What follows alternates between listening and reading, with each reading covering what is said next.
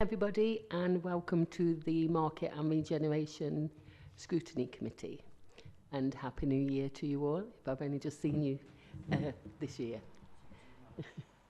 Thank you. Right, could we receive any apologies, please?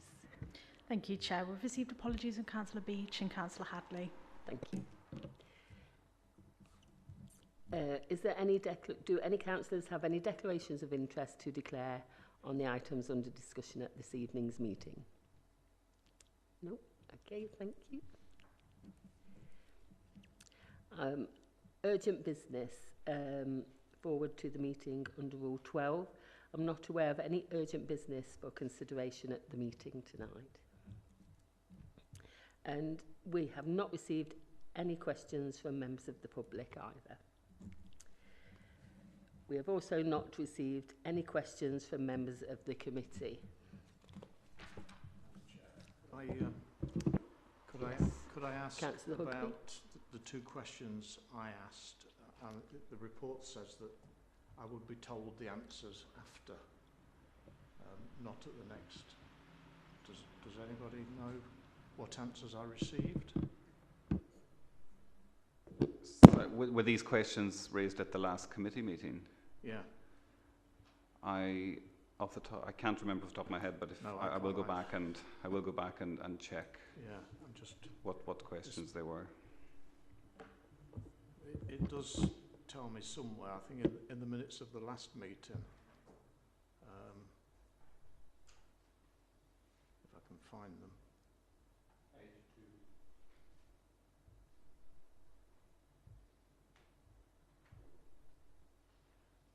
13th of October.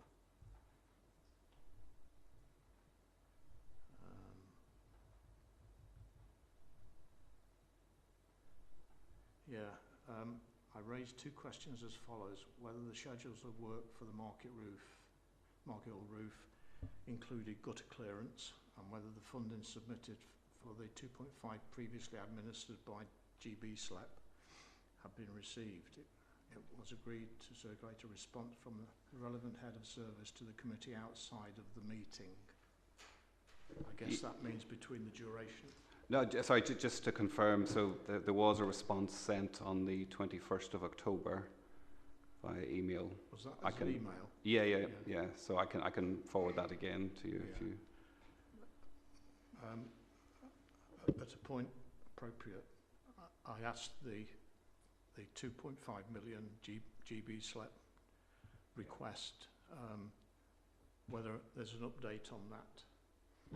Yeah. I have concerns about many projects across the board with regard to the unitary authority fast approaching, and with regard to the amount of, I'll call it underfunding, since the failure to get the heritage lottery money for the High Street.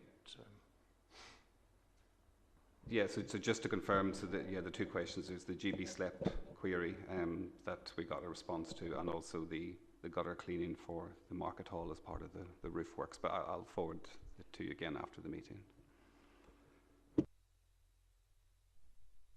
Thank you, Councillor Hugby. Thank you, Sean. The public minutes of the previous meeting on the 13th of October 2025. I propose the approval of the public minutes from the previous meeting. Do I have a seconder? Councillor Locke. We will now go to the vote. All those for? Thank you. That was unanimous, thank you.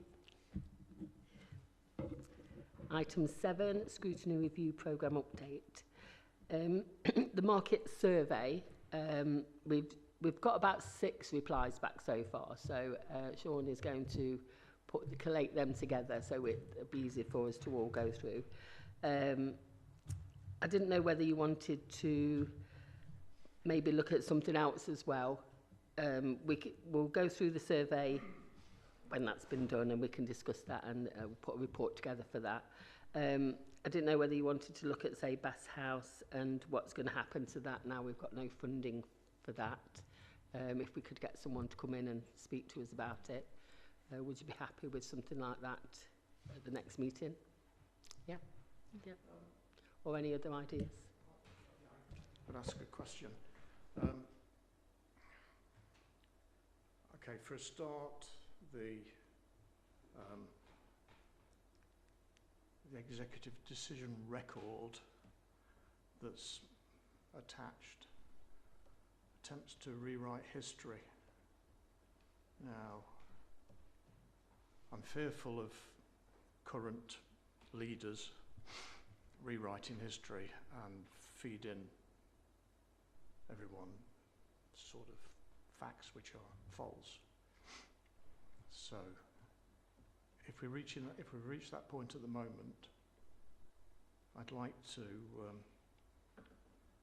tell you why I think it's the rewriting of history, and this comes under B2 of the what's it called?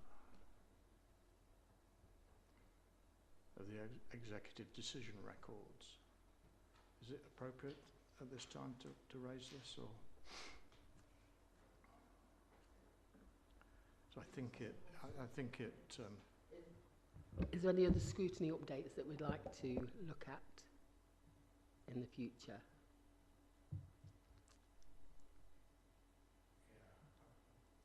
Most of it's to do with climate change. So that'll be in the climate change scrutiny.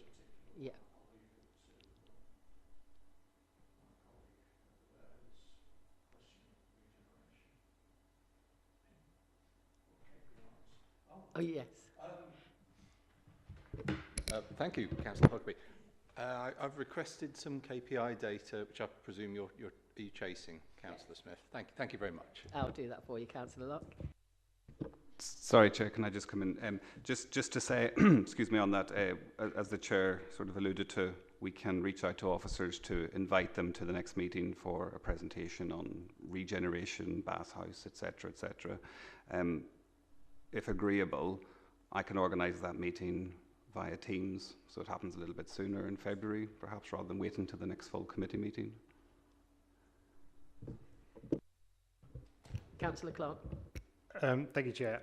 I'd probably say I think there is an urgency in terms of the High Street project, and now that we have lost the funding, and that that essentially unlocked phase 4 onwards and the main redevelopment of the museum and everything there.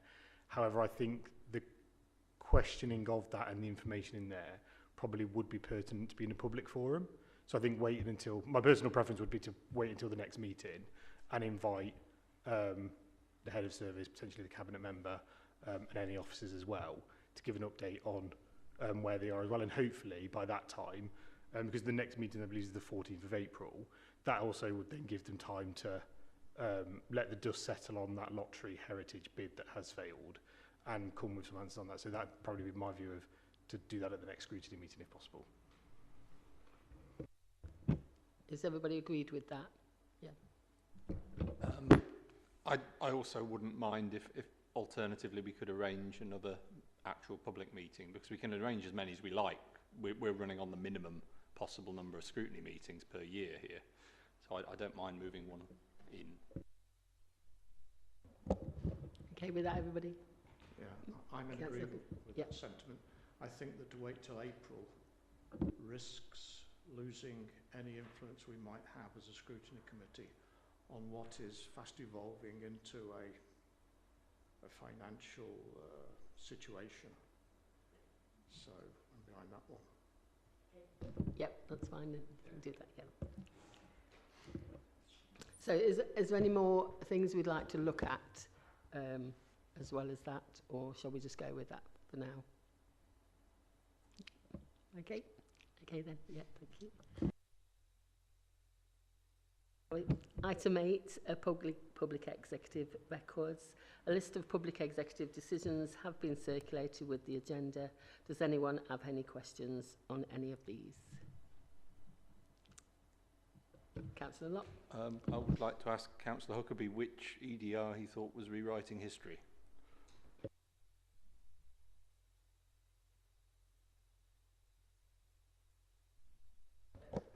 think there is a better way of displaying them for simple councillors to follow the route through them.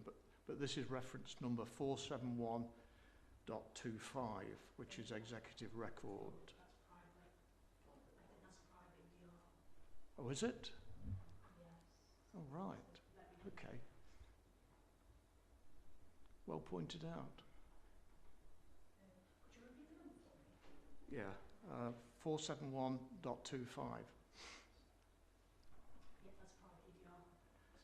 It might well be a private EDR, but the website includes the rewriting of history.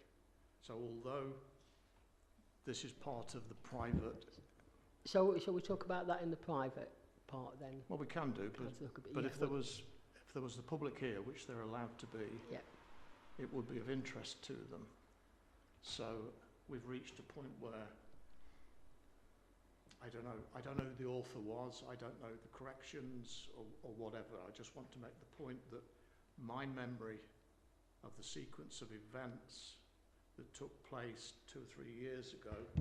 But we'll still talk about this in the If private decision, part then. yeah, Yes, yeah, okay yeah. then. Yeah, sorry, Thank you, sorry for... It's okay, no worries. We'll discuss it later. So there are no questions on the public executive decisions then. Thank you. So the date of the next meeting for the scrutiny will be on the 14th of April 2026. So if you'd just like to make a note of that, thank you. And item 10, a Q2 performance report. I now invite Sean to provide a performance report of the corporate plan for Q2. Please note that appendices 2 and 3 will be considered in the private part of the meeting.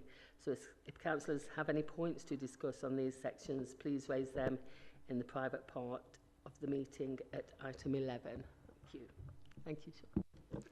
Thank you, Chair.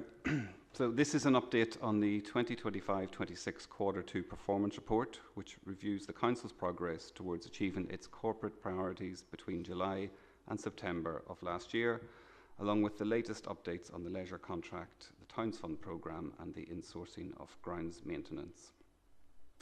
For the corporate plan, each target has been graded using the usual traffic light system, and of the 98 live targets, 89.8 are green, 7.14 are amber and 3.06 are red.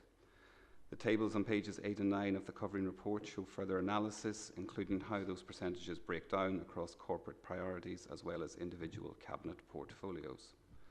The red and amber targets are detailed in Table 3 on pages 11 through 14 of the report, which includes some commentary to provide additional context around the circumstances with each of those targets. Table 4 details a target which has been proposed for deletion. Appendix 1 includes comprehensive data on all indicators within the corporate plan. So there are 3 recommendations in the report: to approve the deletion of the target detailed at Table 4, to consider the overall report, and to note, in accordance with Executive Decision Record 497.25, that grounds maintenance insourcing project has been halted and that officers will disengage the consultancy support and commence discussions with the existing grounds maintenance supplier. I'll hand back to you, Chair. Thank you. Are there any questions? Councillor Clark. Thank you, Chair. I have a question on the targets that's proposed for deletion. The target was create a strategy for the future of the Brewhouse Arts Centre. And the reason it's proposed for deletion is that a strategy has been created, but they're holding off on the implementation of it. But the target was to create a strategy. Surely by the fact that the strategy has been created, they're just not implementing it, that target would have been met. Why is the decision made to delete it? Because the target itself wasn't to implement a strategy. Yeah, no, it's a good point, actually. I will take that away and get a response from the team. Councillor Huckabee. Yeah, this particular subject comes under the Environment and Climate Change Scrutiny Committee, and that was discussed earlier this week. And the request there was that we see the actual letter from McMahon, the Minister, that gave the indication that I think one of the words was he didn't want to see any movements by this council that fettered the smooth introduction of unitary authority creation. So in that sense, it's ongoing, and we await certain responses. I think Councillor Allen, who joined us on Zoom that night, questioned whether or not the what would you call it? I don't know. The cancellation of the garden in-housing was actually warranted. And I did make the point that as far as the costs were concerned, which they doubled, and that was some months ago, so they're obviously greater than what the original estimates were, that were we prepared to accept a similar rising cost with ID Verd when they came back to renegotiate at the end of the current contract, or even if it was somebody else. So there are concerns on the Scrutiny Committee, but it needs details to make a hard and fast decision on that. So I leave it with members to decide what they want to do with that. Thank you, Councillor Huckabee. Are there any more questions for Sean at all? No. So we'll go on to the next item.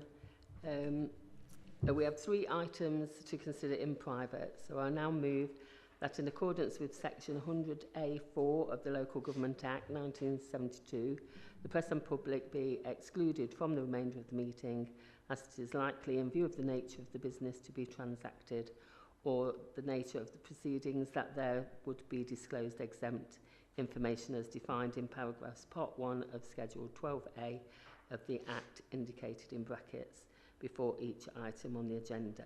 Do I have a seconder? Councillor Schweib, thank you.